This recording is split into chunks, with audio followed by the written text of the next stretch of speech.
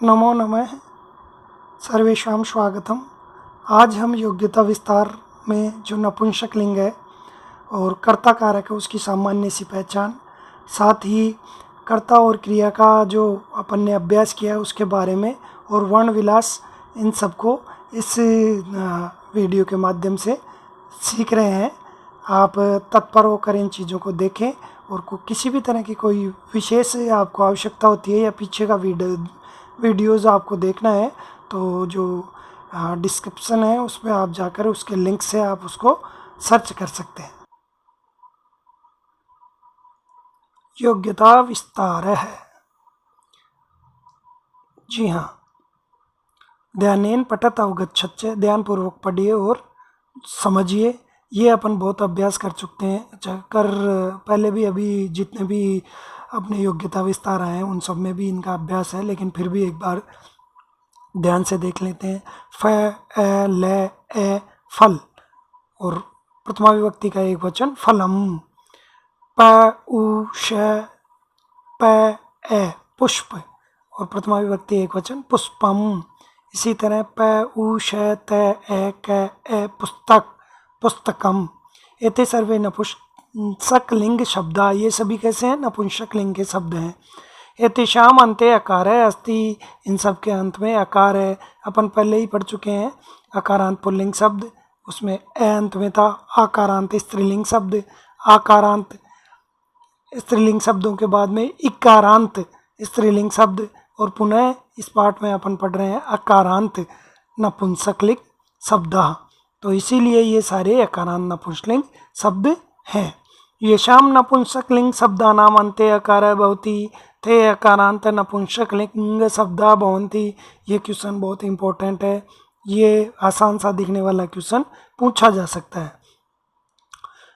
जैसे आपसे पूछ लिया जाए येषां पुल्लिंग शब्दानां अन्ते अकारः भवति ते किम कथ्यन्ति, बिल्कुल इस तरह क्वेश्चन बनता है। और ये नपुंसक लिंग है तो ये अकारांत नपुंसक लिंग शब्द होंगे। जो प्रश्न मैंने किया था उसका उत्तर होगा अकारांत पुल्लिंग शब्द। इसमें उदाहरण भी फलम, पुष्पम, चित्रम इत्यादि दिए हुए हैं। द्वितीय चतुर्थ तृतीय चतुर्थ पाठेषु भवन्तः विविध शब्दानां परिचयं प्राप्तवन्तः। दूसरे तीसरे और चौथे पाठ में अपन ने अलग अलग शब्दों का अर्थ प्राप्त किया है।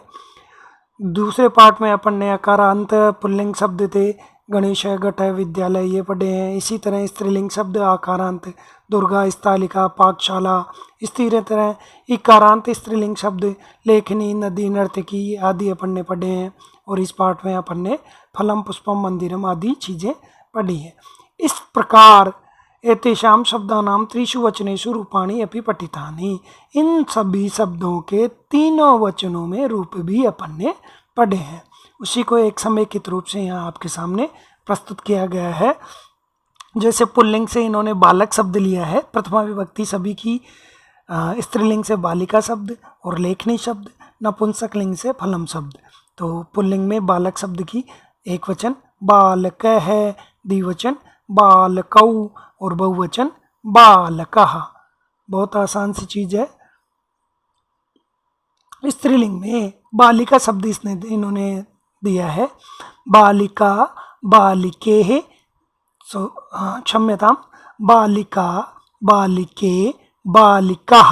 ध्यान दें, पहले भी मैंने आपको बताया है बालक शब्द में एक वचन में विसर्ग लगते हैं, बहुवचन में भी लगते हैं, लेकिन बालिका शब्द में आकारांत स्त्रीलिंग शब्द में एक वचन में विसर्ग नहीं लगते। अगर आप गलती से विसर्ग लगा देते हैं तो वो बहुवचन का रूप बन जाता है। समझ रहे हैं? बहुत अच्छी बात है। लेखनी, लेखन्यौ, लेखन्या, समझ में आ रहा है? बहुत अच्छी बात है। फलम, फले, फलानी। एतानि सर्वाणि प्रथमा विभक्ति रूपाणि सन्ति, ये सभी प्रथमा विभक्ति के ही रूप हैं। और इस तरह आप इस प्रथमा विभक्ति को आराम से आप समझ चुके हैं। इसके बाद में यह क्रियाम करोति, जो क्रिया करता है स कर्ता भवति, वह करता है। अब आप जब लघु सिद्धांत कौमुदी से अपन सूत्रात्मक शैली में अध्ययन करेंगे तब अपन इससे प्रातिपदिका, लिंग, परिमाण, वचन, मात्रेक, प्रथमा और उसमें जो उदाहरण है वो सारे अपन पढ़ेंगे।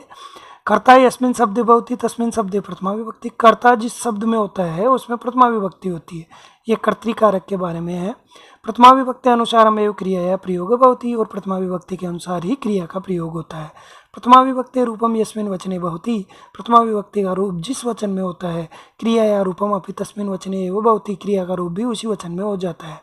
जैसे बालकः गच्छति, अपन पहले पढ़ चुके हैं, एक वचन क्रिया एक वचन कर्ता। बालकौ गच्छतः, द्विवचन क्रिया और द्विवचन ही कर्ता।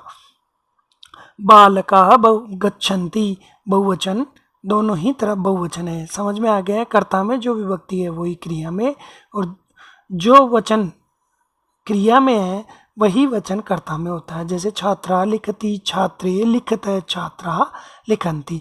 एवं इस प्रकार अवधेय में ध्यान दें, संस्कृते सप्त विभक्तयः सन्ति। कति विभक्तयः सन्ति? सप्त विभक्तयः सन्ति। ध्यान दें, ये विभक्तियाँ हैं।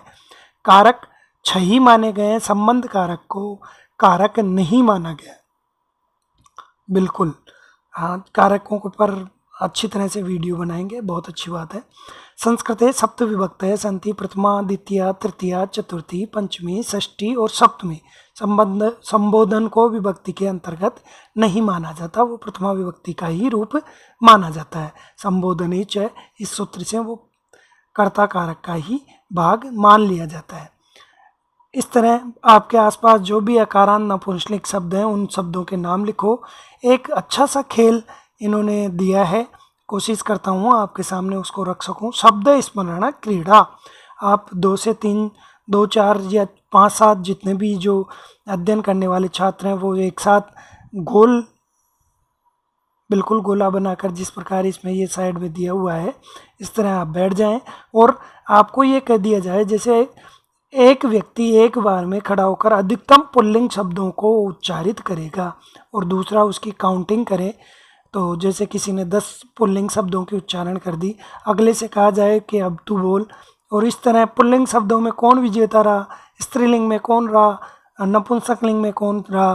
तो इस कारण से ही, मतलब छात्रा एक एक से शब्दान वदंती, छात्र अलग अलग अकेले अकेले शब्दों को बोलेंगे और इन सब की गणना करके शाम पट्ट पर या अपनी कॉपी में छात्र के नाम के सामने लिख लिया जाएगा। देखो, ये बहुत अच्छी शब्द स्मरण क्रीड़ा है। आप सभी सब्जेक्टों में इसको प्रयोग में ले सकते हैं। घर पर अभी लॉकडाउन में बच्चों को अध्ययन के प्रति, रुचिकर अध्ययन के प्रति जागृत करते हुए इसका बहुत अच्छा उपयोग है। और इस तरह ध्यानम दातव्य, ध्यान देना चाहिए कि शब्दानाम उच्चारण शुद्धम स्पष्टम च भवेत्। शब्दों का उच्चारण पुल्लिंग का है तो पुल्लिंग का, स्त्रीलिंग का है तो स्त्रीलिंग का, नपुंसकलिंग का, अगर खेल खेल रहे हैं तो नपुंसकलिंग का ही हो, शुद्ध रूप से हो। इस तरह अपन बहुत आसान तरीके से अपने शब्द भंडार में वृद्धि कर सकते हैं। वर्ण विलास में मंदिरम शब्द को दिया हुआ है, आप अब तक इनको वर्ण विच्छेद करना समझ गए हैं।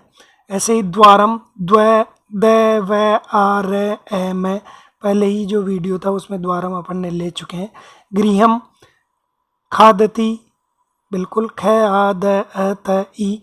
तिलकम, मुक्तम, कंकणम, पंचरम, विक्षंति, ये भी वर्ण विच्छेद आप कर सकते हैं। और इस तरह ये जो वीडियो है आपको, इस तरह जो आज अपन ने अध्ययन किया है, ये वीडियो आपको किस तरह लगा, इस वीडियो में आप क्या सुधार, क्या गुंजाइश देखते हैं, और ये भी बताने की कोशिश करें कमेंट माध्यम से कि जो प्रोजेक्टर के माध्यम से अपन पढ़ाई कर रहे थे उसमें, और ये जो स्क्रीन, स्पष्ट स्क्रीन के माध्यम से पढ़ाई कर रहे हैं, दोनों में से कौन सा माध्यम आपको उचित लगा। और इन्हीं शुभकामनाओं के साथ में शुभ रात्रि।